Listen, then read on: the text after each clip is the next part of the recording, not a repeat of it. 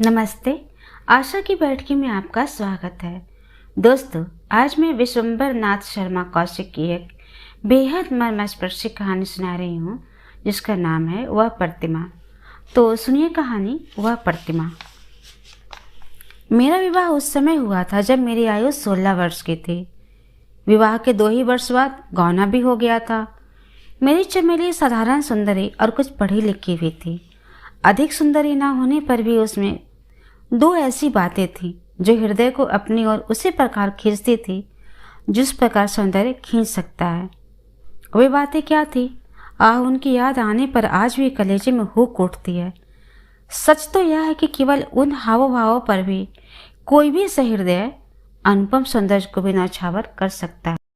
और वे बातें थीं उसकी लजीली आंखें, उसकी मन मुस्कान, उसका लजाकर मन मुस्कान के साथ आंखें नीचे कर लेना बड़े से बड़े सौंदर्य का रंग फीका कर देता था। गौना होने के पश्चात 3-4 वर्ष तक हम दोनों के दिन बड़े सुख से कटे। इस बीच में 2 संतानें भी हुई। उनमें एक पुत्र अभी तक जीवित है।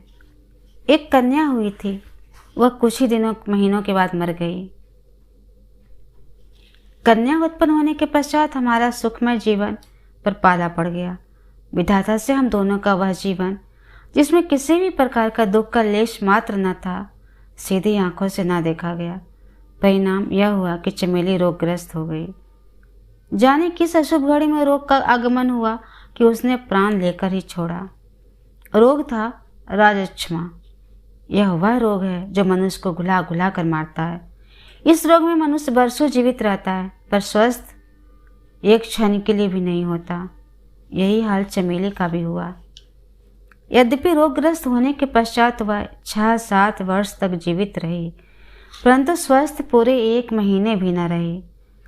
कभी कभी ऐसी दशा हो जाती थी कि सही दृष्टि से देखने पर कोई रोग न मालूम होता था, पर तब भी उसका जी उदास रहता था। किसी काम में जी न लगता था। केवल उन्हीं बातों से पता चलता था कि रोग ने उस पर से अपना अधिकार नहीं उठाया है।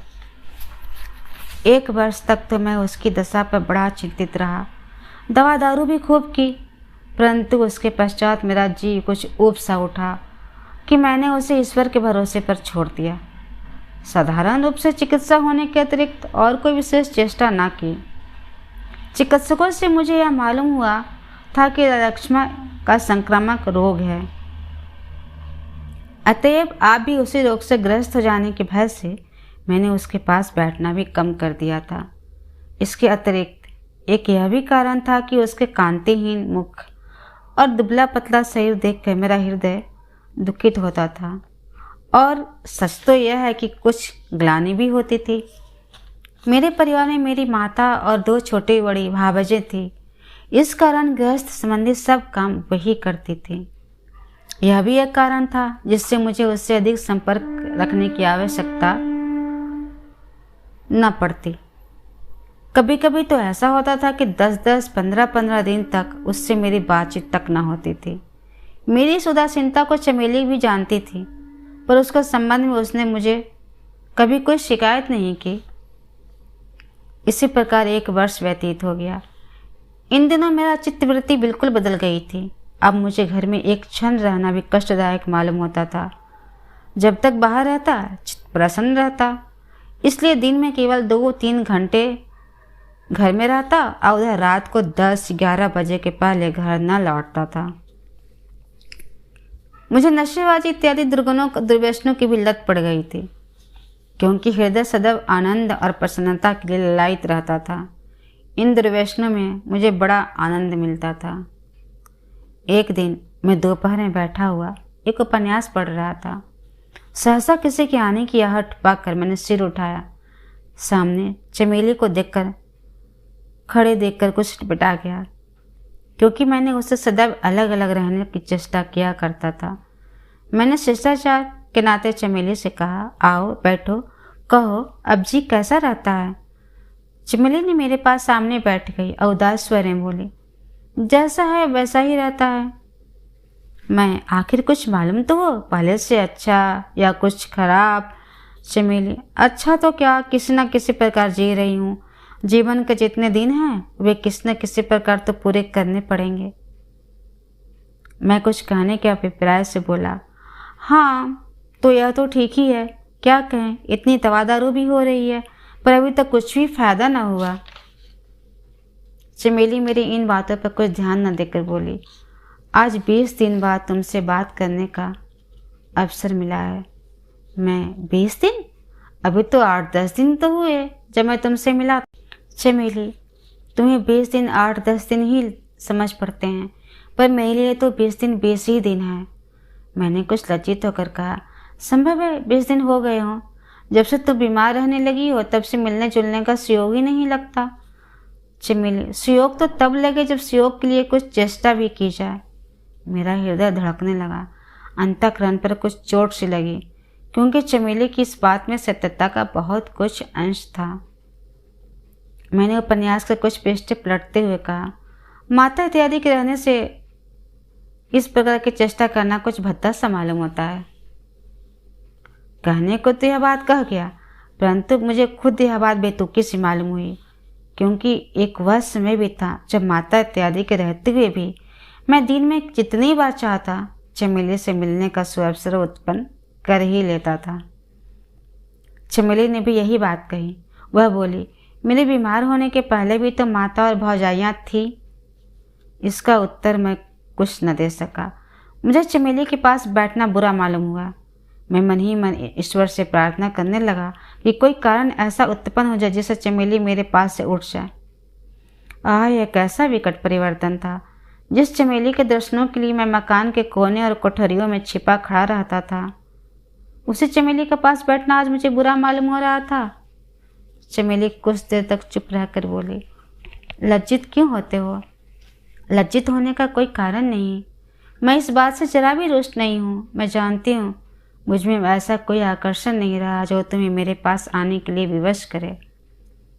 मैंने विकल होकर कहा, आज तुम्हें यह क्या सुझाव है जो वाहियात बातें मुंह से निकाल रही हो?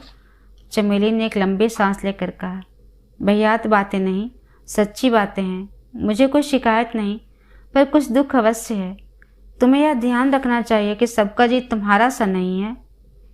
मैंने कुछ रुष्ट होकर कहा, देखो चमेली, यदि तुम ऐसी निरर्थक बातें करोगी तो मैं उठकर चला जाऊंगा। चमेली के नेत्रों में आंसू छलछला आए, उन्हीं नेत्रों में जिन्हें देखकर मैं कभी मतवाला हो जाता था, परंतु आज नेत्रों को अश्रुपूर्ण देखकर मेरा कुछ हृदय पसीजा तक नहीं। चमेली ने कहा, यदि तुम्हें ये बातें बुरी मालूम होती है तो ना कहूँगी। हाँ, यदि तुम एक बात मानने का वचन दो तो कहूँ। मैं? कौन सी बात? चमेली, मानोगे? मैं? यदि मानने योग्य होगी। चमेली, तुम दूसरा विवाह कर लो। मैं चौंक पड़ा। दूसरा विवाह? और चमेली खुद उसका प्रस्ताव करे? मैं कुछ देर तक चुप रहकर कहा, तुम ऐसा क्यों कहती हो? चमेली, इसलिए कि तुम्हें इसकी आवश्यकता है। मैं तो इस योग्य नहीं रही कि तुम्हारी कुछ सेवा कर सकूं, इसलिए तुम दूसरा विवाह कर लेना ठीक है। मेरे लिए तुम अपने जीवन को दुख में क्यों बना रहे हो? इससे मुझे भी बड़ा दुख है। मैं तुम्हें उदास और चिंतित देखती हूँ। मुझे मालूम है कि तुम किसी दिन भी रात को 12 बजे के पहले घर नहीं लौटते। मैं यह जानती हूँ कि घर में तुम्हारा जी नहीं लगता। इन सब बातों का कारण भी मैं जानती हूँ। मैं रात दिन ईश्वर से यही प्रार्थना किया करती हूँ कि वह मुझे शीघ्र उठा ले और तुम विवाह करने के लिए स्वतंत्र हो जाओ, परंतु मेरी प्रार्थना जल्दी स्वीकार होती दिखाई नहीं पड़ती। इसलिए मैं चाहती हूँ कि तुम विवाह कर लो। चमेली को इन सब बातों में चिंता सागर में डाल दिया। चमेली की इस बात ने मुझे चिंता सागर में डाल दिया।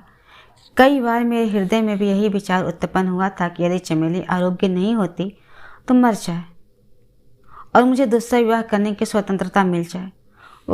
मैं नहीं समझता था कि मेरे हृदय में ऐसे विचार कैसे आता था। जिस चमेली का सिर कुछ दुखने से ही मुझे अत्यंत कष्ट पहुंचता था, उसी चमेली को मरना मैं मनाता था। सच तो यह है कि इन्हीं बातों के प्रायश्चित स्वरूप मैं आज घोर मानसिक क्लेश भोग रहा हूँ। मैंने कहा, नहीं, मैं विवाह नहीं करूँगा। तुम्हारे रहते में विवाह करूँ? ऐसा कभी संभव हो सकता है? चमेली ने कहा, हाँ नहीं क्या है?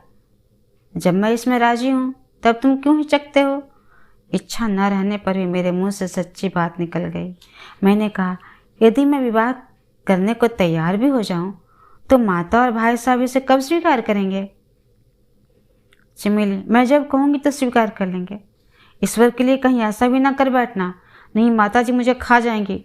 तुम इस फेर में ना पड़ो, मैं विवाह कुछ ना करूँगा। चमेली, मेरे पीछे तुम दुख क्यों उठाते हो?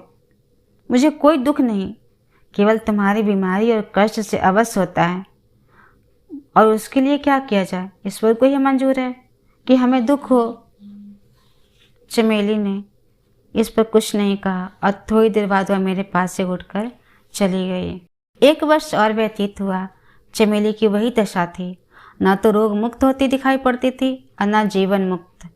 कभी कभी तो मुझे उस पर बड़ा तरस आता था, कारण मृत्यु की प्रतीक्षा करने के अतिरिक्त उसके लिए संसार में कोई और काम ही न था। संसार में कोई ऐसी वस्तु न थी जो उसका मनोरंजन कर सकती, परंतु इतना होते हुए भी उसका लक्ष्य मेरे सुख दुख की ओर विशेष रहता था। वह सदैव मेरे ही सुख दुख का ध्यान रखती थी। वह मेरे अलग अलग रहने पर भी मुझे अत्यंत सुखी रखने की और प्रसन्न रखने की चिंता में रहती थी। यद्यपि उसका शारीरिक सौंदर्य नष्ट हो गया था, परंतु हार्दिक सौंदर्य वैसा ही बना हुआ था, बल्कि पहले की अपेक्षा कुछ बढ़ ही गया था। यद्यपि वह गुलाब का पुष्प था कि जो मुरझा गया था, सूख गया था, परंतु वह गुलाब का पुष्प था कि जो सूख जाने पर भी अपनी सुगंध नहीं छोड़ता। इसके प्रतिकूल मेरे हृदय में कितना गहरा परिवर्तन हो गया था। मेरे हृदय भ्रमर उस पुष्प की सुगंध को जरा भी परवाह नहीं करता था। भ्रमर को सुगंध से क्या सरोकार, वह तो केवल रस चाहता है। सुगंध होते हुए भी वह नीरस पुष्प के पास नहीं फटकता। एक दिन मैंने अपने पुत्र ज्ञानू को, जिसकी उम्र उस समय 7 वर्ष की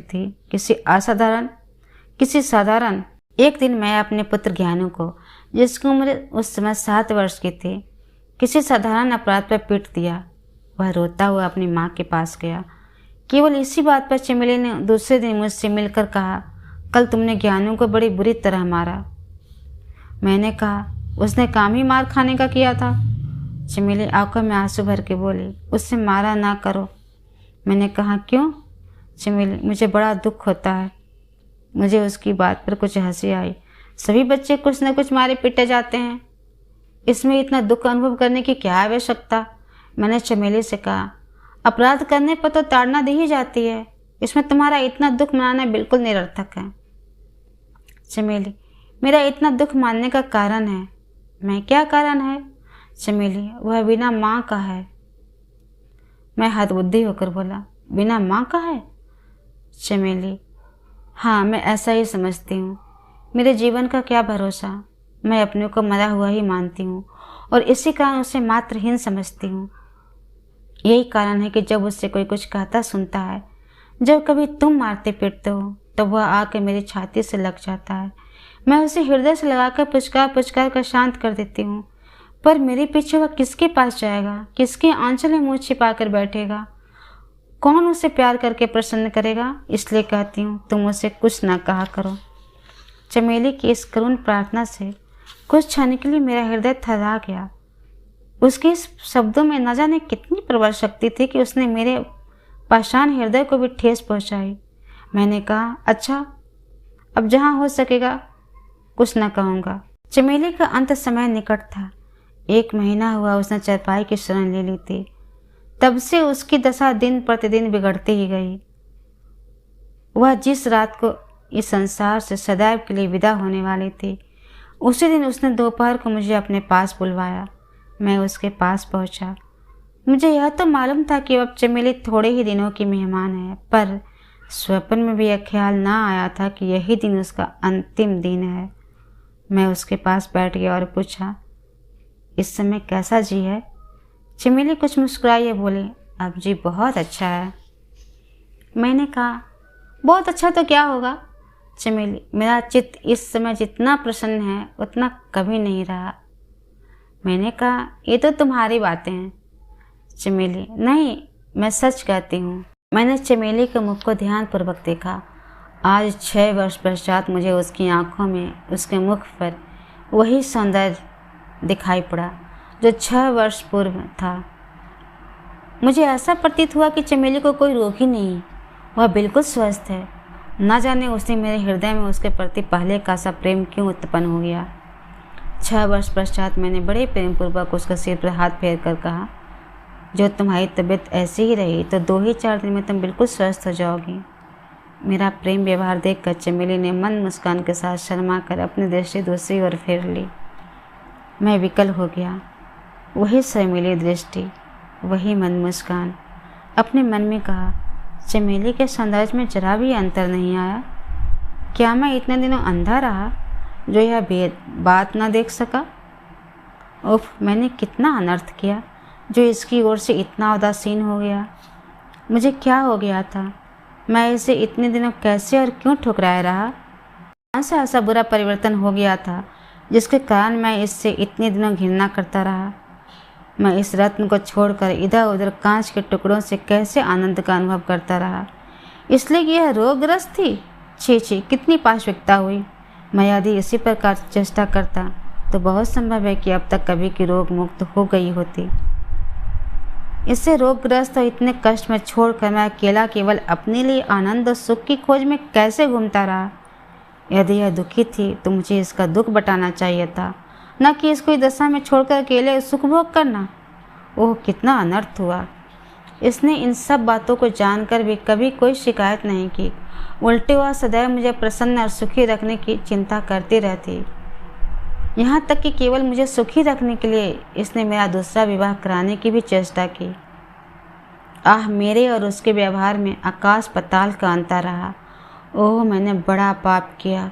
न जाने इस पाप से कैसे मुक्त हो सकूँगा। चमेली ने मुझे विचार सागर में निमग्न देकर पूछा, क्या सोच रहे हो? मैंने कहा, कुछ नहीं चमेली, मैंने कुछ कहने के लिए बुलाया था। मैंने कहा, कहो, क्या कहती हो? चमेली, मेरे कारण तुम्हें बड़ा कष्ट मिला। मैं तुम्हारे सुख मार्ग का कांटा रही।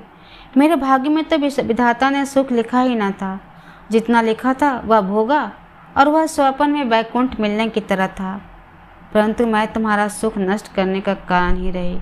अब मुझे यह जानकर अत्यंत प्रसन्नता हो रही है कि मैं तुम्हारे सुख मार्ग से अलग हुई जाती हूँ। अब तुम संसार में सुख भोगने के लिए स्वतंत्र हो। मैं आगे कुछ न सुन सका। मैंने बेचैन होकर कहा, चमेली, यह तुम क्या बक रही हो? तुम्हारे बिना मुझे स्वर्ग में भी सुख नहीं मिल सकता। ईश्वर न करे। चमेली कुछ विस्मित होकर बोली, नाथ, अब लोकाचार दिखाने का समय नहीं है। यह कपट वेश छोड़ो और मैं जो कहती हूँ उसे सुनो। मैं अत्यंत दुखित होकर बोला, चमेली, मैं बड़ा अधम हूँ, बड़ा नीच हूँ। इसमें संदेह नहीं कि 1 घंटा पहले तक मैं कपट वेश धारण किए हुए था, परंतु ईश्वर साक्षी है, इस समय अपने पिछले शुष्क व्यवहार पर अत्यंत लज्जित हूँ। मैंने जो कुछ किया उसका प्रायश्चित यदि प्राण देकर भी हो सके तो मैं करने को तैयार हूँ। मैं अंधा हो गया था। मैं नहीं जानता था मुझे क्या हो गया था। मुझे इस बात का आश्चर्य है कि मैंने कैसे तुमसे दुर्व्यवहार किया। इतना कहते कहते मेरी आंखों से आंसू बहने लगे। मेरी हिचकी बंद गई। चमेली की आंखों में भी आंसुओं की धारा बहने लगी। कुछ देर बाद उसने कहा, यदि यह बात तुमने आज से कुछ दिनों पहले कही होती तो कदाचित मैं जीवित रहने की चेष्टा करती, परंतु अब कुछ नहीं हो सकता। मैं चौंक पड़ा। मेरी आंखों के आगे अंधेरा आने लगा। मैंने चमेली को सिर अपनी गोद में रखकर कहा, नहीं नहीं, ऐसा नहीं हो सकता। ऐसे समय में जब मैं अपनी भूल का पश्चाताप कर रहा हूँ, उसका प्रायश्चित करने के लिए तैयार हूँ, जब तुम अब मुझे संसार के समस्त मूल्यवान चीज़ों से प्रिय हो गई हो, तो मुझे छोड़कर जाना चाहती हो? नहीं प्रियतमे, ऐसा कभी नहीं हो सकता। चमेली कहा भर कर बोली, तुम्हारी इन बातों से मुझे मृत्यु से भय मालूम होता है। मेरे हृदय में जीने की उत्कट लालसा उत्पन्न होती है। अभी तक मैं प्रसन्नतापूर्वक मरने को तैयार थी, परंतु अब तुम्हारी बातों से मुझे मरना दुखदायी प्रतीत हो रहा है। नाथ, मेरा अंत समय दुखदायी ना बनाओ। मुझे इस प्रकार मरने में कष्ट होगा। तुम यही कहो कि मैं तुमसे घृणा करता हूँ। उसी प्रकार उदासीन भाव रखो। मुझे विश्वास दिला दो कि तुम्हें मेरे मरने से प्रसन्नता होगी, सुख होगा, जिसने मुझे मृत्यु से भय ना हो। मैं प्रसन्नतापूर्वक मरूं। दुख और पश्चाताप से मेरा गला रुंध गया। मैं उसकी बात का कोई उत्तर न दे सका। चमेली ने कहा, इस अंत समय में मैं केवल एक भिक्षा मांगती हूँ तुमसे। मैंने कठिनता से कहा, क्या? चमेली, मेरे ज्ञानी को कभी कुछ न कहना। इतना कहकर चमेली बेहोश हो गई। फिर उससे अंतिम श्वास तक होश न आया। इतिश्री। कहानी पसंद आने पर कृपया लाइक करें, शेयर करें, कमेंट करें और सब्सक्राइब करना ना भूलें। धन्यवाद।